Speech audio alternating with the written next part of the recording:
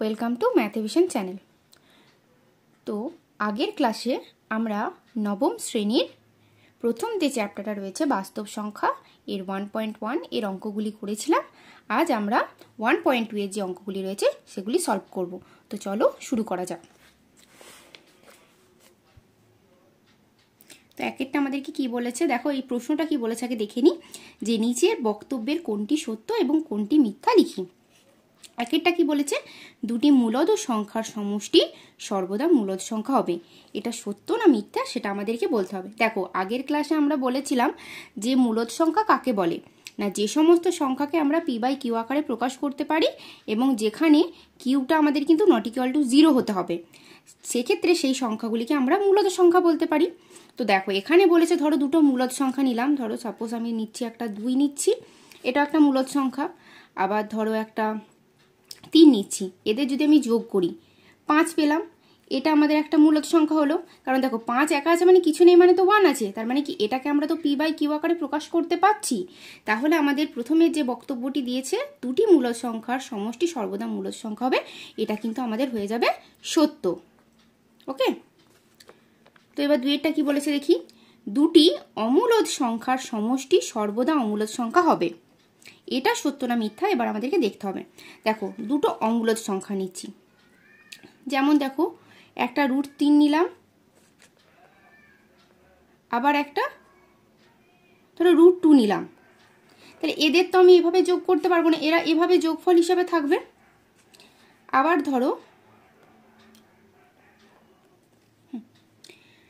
ধরো আমরা নিলাম একটা 4 প্লাস √3, এটা একটা নিলাম, আর একটা নিলাম ধরো 4 মাইনাস √3। এরপর এদের কি বলেছে, সমষ্টি বলেছে। তাহলে এটা যদি আমরা যোগ করে নিই, দেখো প্লাস √3 আর মাইনাস √3 কেটে গিয়ে কি হলো, 4 আর 4 হচ্ছে 8। তাহলে এটা কি পেলাম, 8 সংখ্যাটা কি আমাদের মূলদ সংখ্যা, মানে 8 বাই 1 মানে পি বাই কিউ আকারে প্রকাশ করতে পারছি। তাহলে আমাদের যে বলেছে দুটি অমূলদ সংখ্যার সমষ্টি সর্বদা অমূলদ সংখ্যা হবে, এই উক্তিটি কিন্তু আমাদের সত্য নয়। তাহলে এটা আমরা লিখে দেবো মিথ্যা। এবার 3এরটা কি বলেছে দেখি, যে দুটি মূলদ সংখ্যার গুণফল সর্বদা মূলদ সংখ্যা হবে। সেম একই পদ্ধতিতে আমরা যদি করি, দেখো 2 নিলাম আর 3 নিলাম, তাদের যদি আমরা গুণ করি 6, এটা একটা আমরা মূলদ সংখ্যা পেলাম।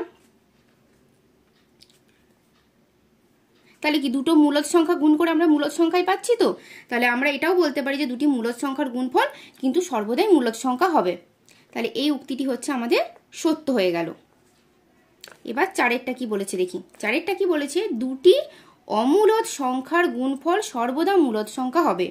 তাহলে দুটি অমূলদ সংখ্যার গুণফল, ধরো √2 নিলাম একটা, ইন্টু √3 নিলাম, তাহলে এদের যদি আমরা গুণ করি কি পাবো, √6।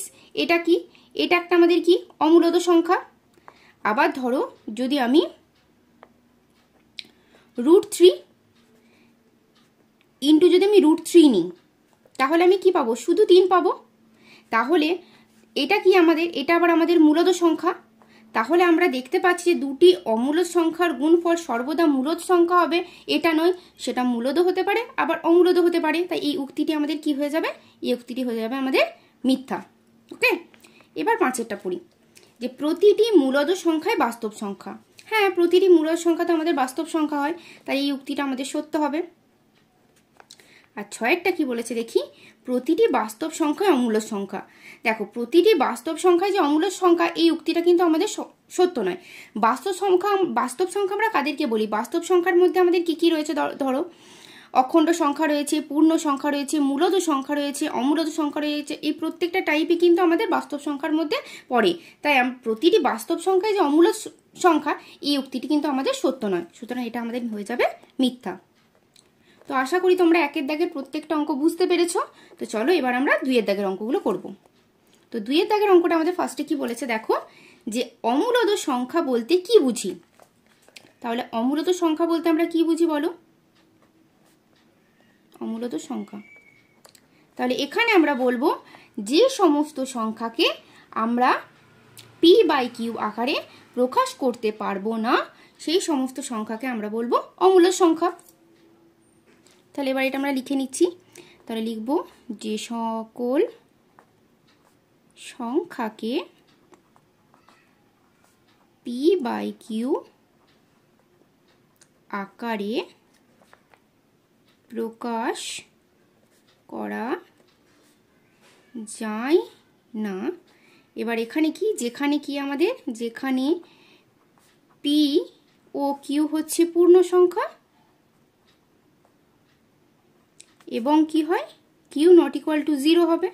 ওকে, তাদের আমরা বলবো তাদের অমূলদ সংখ্যা বলে। ওকে, তাহলে কি বলেছি, যে সমস্ত বা যে সকল সংখ্যাকে পি বাই কিউ আকারে প্রকাশ করা যায় না, কি এবং হ্যাঁ এখানে কি পি এবং কিউটা পূর্ণ সংখ্যা হবে এবং কিউ নট ইকুয়াল টু 0, তাদেরকে কিন্তু আমরা অমূলদ সংখ্যা বলবো। এবার কি বলেছে, 4টি অমূলদ সংখ্যা লিখি। তাহলে এবার পরের প্রশ্নটাই লিখবো যে 4টি অমূলদ সংখ্যা হলো, যেমন ধরো আমরা লিখতে পারি √3, √5, তারপরে ধরো আমি যদি লিখি 2.1211211112 ডট ডট করে, মানে এটা কন্টিনিউ চলতেই থাকে। তো এই টাইপের আরও হতে পারে, ধরো বলতে পারি √11, এগুলো সবই কিন্তু আমাদের অমূলদ সংখ্যার উদাহরণ। এবার তোমরা আলাদা আলাদাও দিতে পারো, কোনো অসুবিধা নেই, ঠিক আছে। তো এবার চলো আমরা 3 দাগের অঙ্কগুলো করি। তো 3 দাগের অঙ্কটা কি বলেছে, যে নিচের সংখ্যাগুলির মধ্যে কোনটি মূলদ সংখ্যা এবং কোনটি অমূলদ সংখ্যা সেটা তোমাদেরকে করতে হবে। তো একেরটা আমরা করছি ফার্স্টে। দেখো 3 দাগের একেরটা কি দিয়েছে, √9। তাহলে √9 মানে কি, 9কে যদি আমরা ভাঙি কি পাই, 3 গুণিত 3। তাহলে আমরা 9কে লিখতে পারি কি 3 গুণিত 3 রুটের মধ্যে। এবার রুটের মধ্যে কি হয়, রুটের মধ্যে আমাদের যখন দুটো সংখ্যা থাকে আমরা সেটা সিঙ্গেল হয়ে একটা হিসেবে বেরিয়ে আছে, তাহলে এটা আমরা শুধু লিখতে পারি 3। তাহলে এই 3টা কি আমাদের একটা মূলদ সংখ্যা, তাহলে বলতে পারি √9 এটা কি, এটি হচ্ছে আমাদের কিন্তু মূলদ সংখ্যা হবে। ওকে, এবার 2 নাম্বারটা বলেছে 225। সেম একইভাবে 225 মানে কি, আমরা যদি 225কে ধরো আমরা ভেঙে নিচ্ছি, তাহলে 225কে ভেঙে নিচ্ছি, 5 আছে মানে 5 দিয়ে করবো, 5 4 20, 5 5 25, 5 9 45, 3 3 কেন, তার মানে কি তোমরা এটাও মুখস্থ রাখতে হবে, 225 মানে 15 স্কোয়ার, কিংবা আমি লিখছি 3 × 3 × 5 × 5। তাহলে দুটো 3 থেকে আমাদের একটি 3 বেরিয়ে আসলো এবং দুটি 5 থেকে একটি 5 বেরিয়ে আসলো, তাহলে আমাদের হলো 15। তাহলে 225 √225 মানে কি শুধু 15 হচ্ছে, তাহলে এটাও কি, এটিও আমাদের হচ্ছে আমাদের একটি মূলদ সংখ্যা। ওকে, এরপর দেখো পরেরটা দিয়েছে √7। তাহলে √7 দেখেই বুঝতে পারছো একে আমরা কোনোভাবে কিন্তু ভাঙতে পারছি না, তাহলে এটা হয়ে যাবে আমাদের অমূলদ সংখ্যা, অমূলদ সংখ্যা। নেক্সট 4এরটা √50। তাহলে √50-এর ক্ষেত্রে আমরা যদি √50কে ভাঙি 2 দিয়ে করব, 2 দিয়ে 25 হচ্ছে, আর 5 5 এ 25। তাহলে এটিকে যদি আমরা রুটের মধ্যে লিখি কি পাবো, 2 × 5 × 5। তাহলে দুটো 5 থেকে আমাদের একটি 5 আসছে, কিন্তু রুটের মধ্যে একটি 2 আমাদের রয়ে যাচ্ছে, তাহলে এটা তো আমাদের মূলদ সংখ্যা হচ্ছে না, তো এটা আমরা পাশে লিখে দেবো, এটি অমূলদ সংখ্যা।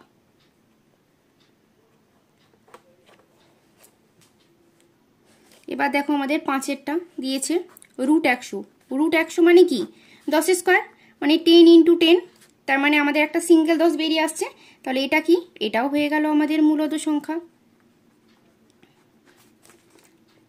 6এরটা দিয়েছে -√81।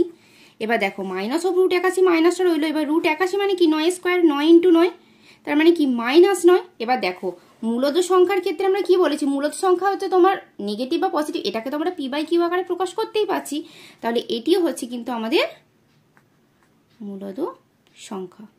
ওকে, এবার দিয়েছে 7এরটা আমাদের √42। এবারে 42কে ধরো যদি আমি ভাঙছি, 42কে 2 দিয়ে প্রথমে করলাম, 2 21, 3 7 21, তাহলে 2 × 3 × 7। দেখো এখান থেকে কিন্তু আমরা কিছুই করতে পারছি না, সুতরাং আমি বলতে পারি এটি হচ্ছে কি আমাদের অমূলদ সংখ্যা। এরপর হচ্ছে আমাদের 8 নম্বরের অঙ্কটা √29। এটা তো দেখেই বুঝতে পারছো এটা আমাদের অমূলদ সংখ্যায় হবে, কারণ এটা আমরা কোনোভাবেই পি বাই কিউ আকারে প্রকাশ করতে পারবো না। আর একটা দিয়েছে ix এর যেটা রয়েছে -√1000। এবার দেখো 1000 মানে কি আমাদের রুটের মধ্যে মাইনাসটা বাইরে রইলো, রুটের মধ্যে আমাদের কি 100 × 100, সরি আমাদের দেওয়া আছে 1000, তাহলে 1000কে যদি আমি ভেঙে নিই, এখানে যদি করে নিই 2 দিয়ে, 2 5 10 500, 2 দিয়ে 2 দুগুণে 4, 2 5 10 250, আবার 2 দিয়ে করলাম, 2 1 2, 2 দুগুণে 4, 2 5 10, এবার হচ্ছে 5 দিয়ে 5 দুগুণে 10, 5 5 25, আর একটা হচ্ছে 5 5 25। এবার ধরো এটাকে যদি আমি এখানে করছি, মাইনাসটা বাইরে রয়েছে, তোমার 2 গুণিত 2 গুণিত 2 ইন্টু 5 গুণিত 5 গুণিত 5, তাহলে মাইনাসটা বাইরে রয়েছে। আচ্ছা, দুটো 2 থেকে আমাদের একটি 2 বেরিয়ে আসলো এবং দুটি 5 থেকে আমাদের একটি 5 আমরা বের করে আনতে পারলাম, কিন্তু দেখো রুটের মধ্যে এখনো একটা 2 এবং একটা 5 রয়ে গেছে, মানে রুট 10 আমাদের ভেতরে রয়েছে। তাহলে এটা আমরা এভাবে লিখতে পারি -10 ইন্টু রুট 10। তাহলে এটা কি, এটা তো আমাদের মূলত সংখ্যা নয়, তাহলে এটা আমরা লিখে দেবো অমূলত সংখ্যা। তাহলে তোমরা বুঝতে পারছো যে কোনটা মূলত সংখ্যা এবং কোনটা অমূলত সংখ্যা কিভাবে আমরা করতে পারবো। তো এবার চলো আমরা নেক্সট 4 দাগের অঙ্কটা করব।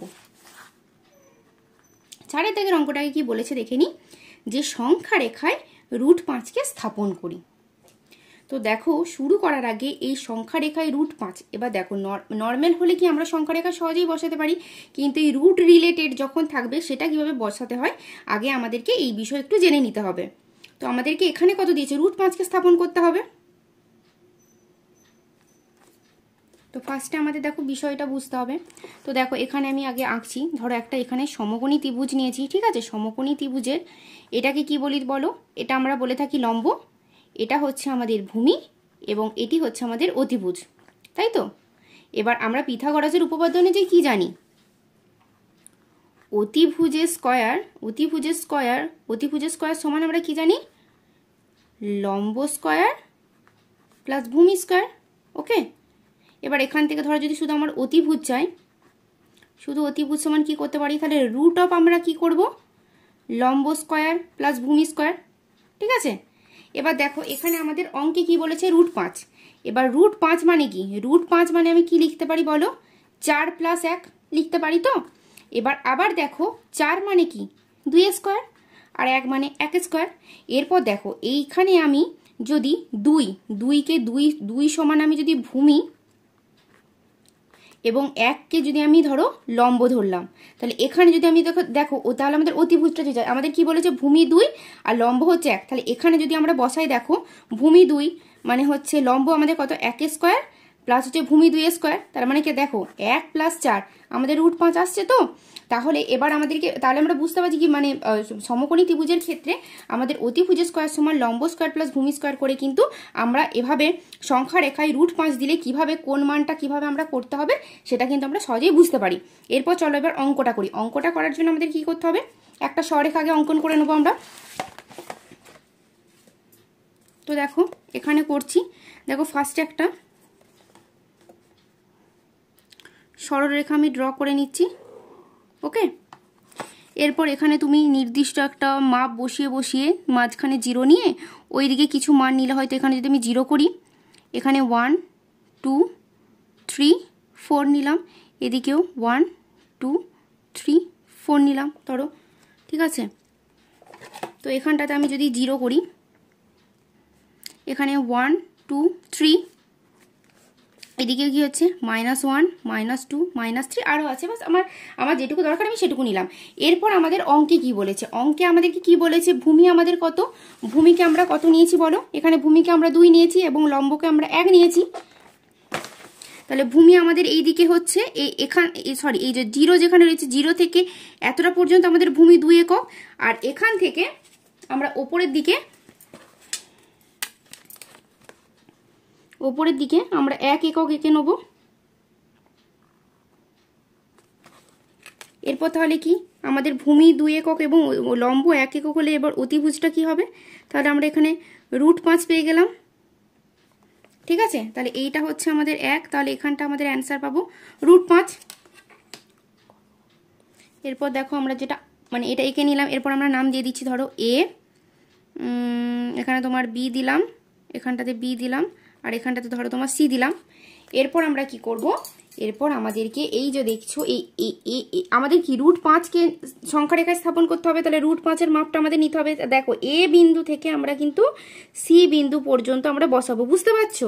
এ বিন্দু থেকে সি বিন্দু নিয়ে আমরা যদি এখানে একটা ধরো বৃত্তচাপ অঙ্কন করি, দেখবে এই দেখো এই জায়গাটা করে, তাহলে এই জায়গাটাতে কিন্তু একটা চাপ সৃষ্টি হচ্ছে। তাহলে এইখানটা যেখানে তুমি যেমন যা খুশি একটা নাম দিতে পারো, ধরো আমি দিলাম এম, ওকে, এম নাম দিয়ে দিলাম। এরপর দেখো তাহলে আমরা কি পাচ্ছি, ত্রিভুজ এ বি সি এর এবি কে আমরা কি ধরেছি, এবি সমান কি আমাদের, এবিটা আমাদের ভূমি, এবি সমান হলো ভূমি সমান আমাদের 2 একক, এবং বিসি সমান আমাদের কি লম্ব, লম্বটাকে আমাদের কত ধরেছি 1 একক। আর কি পেয়েছি, অতিভুজটা কি এসি সমান আমাদের কি অতিভুজ সমান আমরা কত পেয়েছি √5, ঠিক আছে, √5 একক। তাহলে আমরা এটাই তাহলে আমাদের কি হয়ে গেল, সংখ্যা রেখার সাহায্যে কিন্তু আমরা √5কে স্থাপন করতে পারলাম। তাহলে লিখে দেবো সংখ্যা রেখার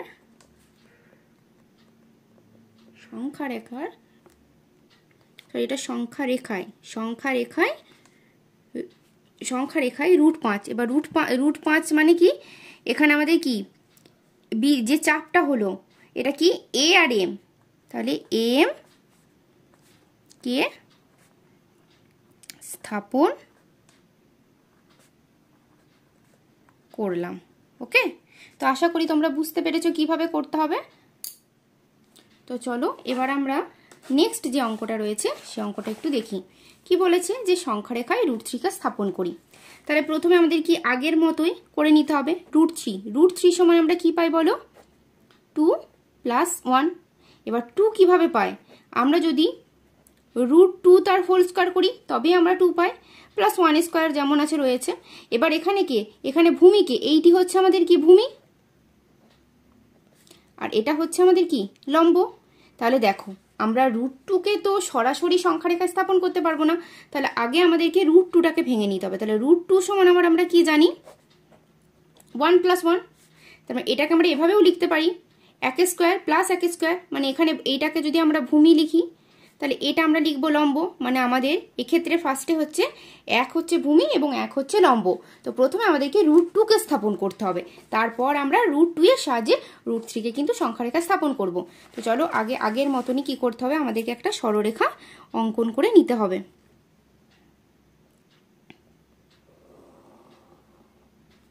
তাহলে এখানে আমি যদি শূন্য দিলাম, এখানে 1 2 3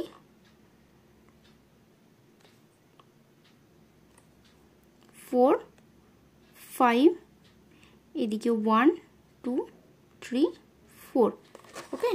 তাহলে এখানে আমি 0 দিলাম, এদিকে 1 2 3 4 5, এদিকে -1 -2 -3 -4, ওকে। তো ফার্স্টে আমরা কি বললাম, কাকে স্থাপন করব √2কে। তাহলে √2কে স্থাপন করার জন্য কি করতে হবে, প্রথমে দেখো ভূমি কত 1, মানে এখান থেকে এই পোর্শনটা আমাদের কত 1, আর লম্ব কত, লম্বটাও রয়েছে আমাদের 1, তাহলে লম্ব আমরা 1 স্থাপন করব। তাহলে এখানে আমরা বসিয়ে নেব, ওকে। তাহলে এইটা 1 একক আর এটা 1 একক, তাহলে এখান থেকে আমরা কি পেলাম √2 পেয়ে গেলাম। তাহলে এটা হচ্ছে আমাদের কত √2। এরপর দেখো, এরপর আমাদের কি, তার মানে √2কে আমরা কি করব, এবার আমরা ভূমি ধরবো। √2কে আমাদেরকে ভূমি ধরতে হবে এবং লম্বটাকে আমাদের কি করতে হবে 1 ধরতে হবে। তো এখানে আমরা নামটা দিয়ে দিচ্ছি, ধরো এখানে আমি দিলাম এ, এটা ধরো বি দিলাম, এটা ধরো সি দিলাম, ওকে। এরপর দেখো √3 মানে কি √2 স্কয়ার, মানে কি আমাদের ভূমিকে √2, তার মানে দেখো খাতাটা একটু কার্ভ করে নেবে। তাহলে এটাকে আমাদের কি ভূমি ধরতে হবে, আর লম্ব কি এর উপরে 1 একক। তাহলে এখানে তাহলে আমরা কি বসাবো, এটা যদি আমাদের ভূমি ধরে নিই তাহলে সি বিন্দু থেকে আমি কিন্তু 1 একক নেব। তাহলে সি বিন্দু থেকে যদি আমি 1 একক নিই তাহলে এটা আমাদের 1 একক। এরপর আমরা কি করব, এটা হচ্ছে আমরা এ বিন্দুর সাথে হচ্ছে আমাদের কি করতে হবে অ্যাটাচ করে দিতে হবে।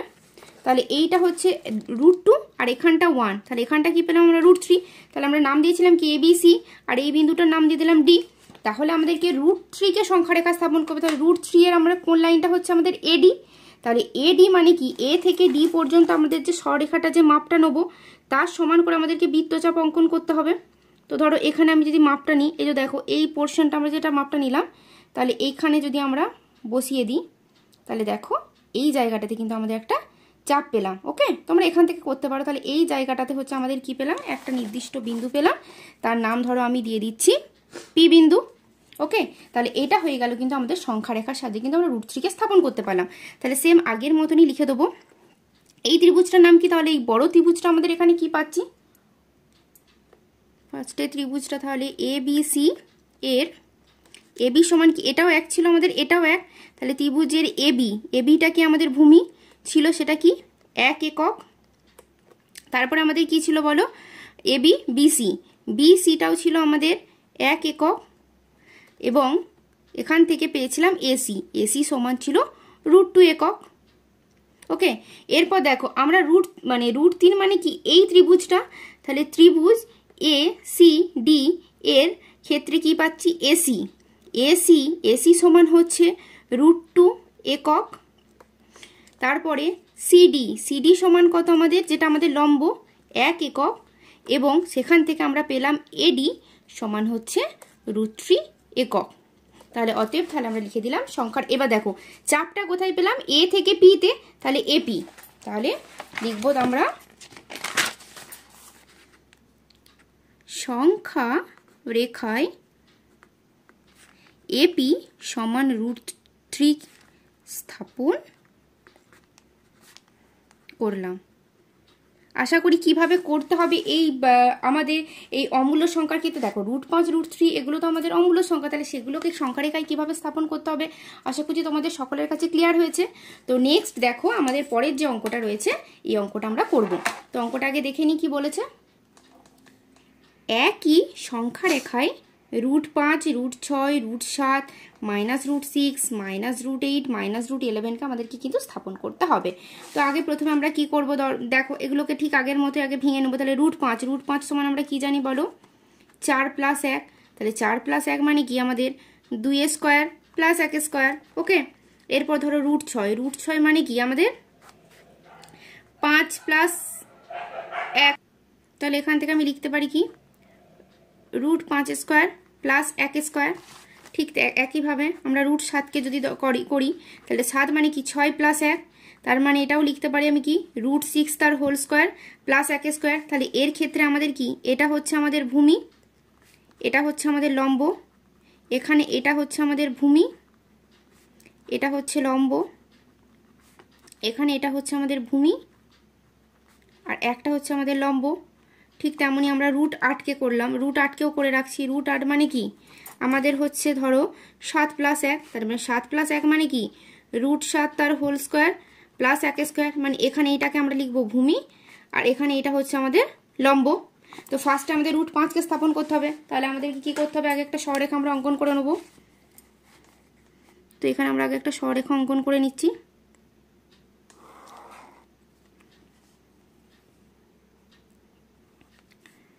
এখানটাতে আমি ধরো 0 দিলাম, তাহলে 0 থেকে 1 2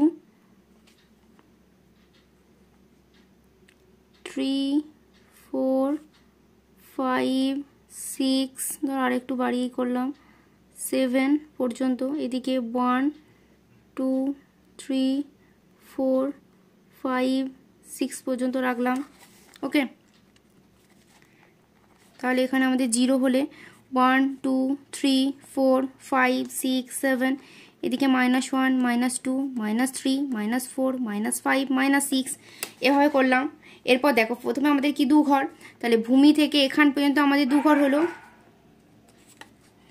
আর আমাদের লম্ব কত আছে, লম্ব আছে আমাদের 1 ঘর। তাহলে এখান থেকে আমরা 1 ঘর অঙ্কন করব।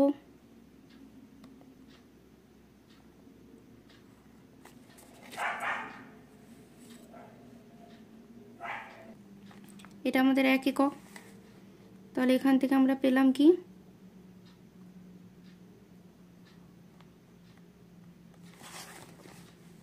√5। এবার নাম দিয়ে দেবো আমি, এটা এ বি সি দিলাম। এরপর দেখো আমাদের তাহলে √5 হলো, এরপর √6 মানে কি √5কে আমাদের ভূমি মানে এসিকে ভূমি ধরতে হবে। তাহলে খাতাটা একটু ঘুরিয়ে নিই, এটা যদি ভূমি হয় এখান থেকে আমি কি করব, আমাদেরকে এখান থেকে 1 একক নিলাম। এরপর তাহলে এখান থেকে আমি পেলাম কত, এখান থেকে আমি যদি এটাকে অ্যাড করে দিই,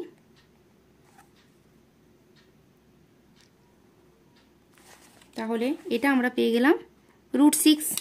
ওকে, তো ফার্স্টে দাঁড়াও দেখো আমরা যে দুটো আঁকলাম সেই দুটোর আগে বৃত্তচাপের মাধ্যমে আমি আগে স্থাপন করে দিই, না হলে অসুবিধা হবে। তাহলে এখানে প্রথমে আমরা √5কে স্থাপন করতে বলেছি, তার মানে এ থেকে বসিয়ে আমাদের সি বিন্দুতে এখান থেকে হলো, তাহলে এই জায়গাটা মানে কি এই জায়গাটা করে আমাদের কাটছে। এটা একটা বিন্দু পেলাম, ধরো এই বিন্দুটাকে আমি নাম দিলাম পি। ওকে, এরপর আমাদের √6কে স্থাপন করব, তাহলে √6 স্থাপন করব মানে কি এ বিন্দু থেকে আমাদের হচ্ছে তোমার এখানে হচ্ছে ডি বিন্দু পর্যন্ত।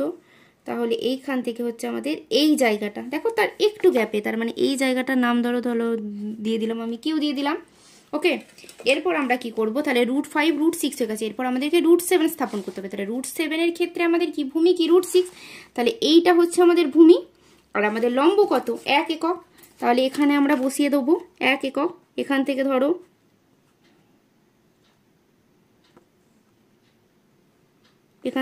এটা আমাদের 1 একক। এবার আমাদেরকে এটা অ্যাড করে দিতে হবে, তাহলে এ বিন্দু থেকে আমি এটাকে আবার অ্যাড করে দেবো, এটার নাম ধরো দিয়ে দিলাম সিডি, এটাকে আমি ই দিলাম। এরপর তার মানে কি হলো আমাদের, এবার হচ্ছে আমাদের এটা কি পেলাম তাহলে বলো, এটা √6 মানে এটা আমরা পেলাম √7। এবার √7কে আমাদের যখন সংখ্যারেখা স্থাপন করতে হয় মানে কি এ বিন্দু থেকে আমাদের আপ টু ই বিন্দু পর্যন্ত এই মাপটা নিয়ে আমাদেরকে এখানে আঁকতে হবে। তাহলে দেখো এই যে পেলাম, তাহলে এখানটা আমি নাম দিলাম হয়তো ধরো PQ, আর নাম দিয়ে দিলাম, ঠিক আছে, আর নাম দিলাম। এরপর আমাদের √7 হয়ে গেছে। এরপর হচ্ছে আমাদের দেখো এখানে কি বলেছে -√6, তাহলে √6 তো পেয়েছি আমরা এটা, তাহলে এই মাপটা এটা তো আমরা পজিটিভ দিকে পেয়েছি, তার মানে -√6 হবে আমাদের কিন্তু নেগেটিভ দিকে। তাহলে দেখো এই যে আমাদের √6টা আমাদের কোনটা দেখো AD, তাহলে এইটা আমাদের পজিটিভ দিক বললাম, তাহলে নেগেটিভ দিকে করতে হবে। তাহলে দেখো এ থেকে আমি যদি ডি বিন্দুতে মাপ নিই, তাই তো, তাহলে এইটা হচ্ছে আমাদের পজিটিভ দিকে হয়েছিল, মাপটা একবার দেখে নিই একটু, তাহলে এইটা পজিটিভ দিক হয়েছিল, তাহলে এইটা কিন্তু আমাদের নেগেটিভ দিকে হবে। ওকে, তাহলে PQR ধরো এটাকে আমি নাম দিয়ে দিলাম S। আচ্ছা, এরপর দেখো আমাদের কি বলেছে 8, কিন্তু এখানে কি রয়েছে আমাদের তাহলে এটা আমাদের কি -√6কে কিন্তু আমরা স্থাপন করে নিতে পারলাম। এরপর আছে তাহলে আমাদের -√6 হয়ে গেল, এরপর হচ্ছে -√8। এবার -√8 মানে কি দেখো আমাদের √7টা কি হয়েছিল, √7 আমাদের কি 8 মানে কি √7² মানে √7কে আমাদেরকে ভূমি ধরতে হবে এবং 1কে হচ্ছে আমাদেরকে লম্ব ধরতে হবে। এরপর যেহেতু আমাদের √8 যেটা আমাদের মাইনাসে রয়েছে, তার মানে দেখো এখানে √7 আমরা কি পেয়েছি এই, এবার এই যে মাপটা সেটা আমাদের কোথায় হয়েছে দেখো আর বিন্দুতে হয়েছে। যদি আমরা একটু লক্ষ্য করি এই যে আর বিন্দুতে পর্যন্ত যদি আমি টেনে নিই, তাহলে দেখো এই মাপটা মানেই হচ্ছে আমাদের কি এইর যে মাপটা আমাদের আছে না, এই যে এইর মাপটা, তাহলে এইর মাপটা হচ্ছে আমাদের এখানে আর বিন্দুতে, দাঁড়াও একটু, তাহলে এইটা কি করতে হবে আমাদেরকে, যেহেতু নেগেটিভ আছে তাহলে বাঁ দিকে আমরা করব। তাহলে দেখো ঠিক এই যে এই পোর্শনটা হচ্ছে কিন্তু আমাদের -√7, তাহলে এই জায়গাটা যদি আমাদের -√7 হয়, এর উপরে আমাদের কি 1 একক নেব। তার মানে দেখো এখান থেকে যদি আমি 1 একক টেনে নিই, তাহলে এখান থেকে আমি এখানে আমাদের যে বিন্দুটা পেলাম এখান থেকে আমাদের এই দিকে 1 একক, এখানটা হচ্ছে আমাদের 1 একক, তাহলে এটাকে যদি আমরা অ্যাড করে দিই তাহলে আমরা পেয়ে গেলাম -√8। ঠিক আছে, তাহলে এটা ধরো ই দেওয়া ছিল, এখানে আমি ধরো F নাম দিলাম, এখানে হচ্ছে √8 পেলাম, তাহলে এখানে PQRS এখানটাকে আমি ধরো নাম দিলাম T। ঠিক আছে, তাহলে দেখো আমাদের -√8 হয়ে গেল, আর আমাদের রয়েছে -√11। ও দাঁড়াও, এখান থেকে তাহলে আমরা যেটা পেলাম -√8, তাহলে -√8 এর এখানে যে মাপটা নেবো এই মাপটা নিয়ে আমাদেরকে কিন্তু বৃত্তচাপ অঙ্কন করতে হবে, মানে এই যে 1 মিনিট,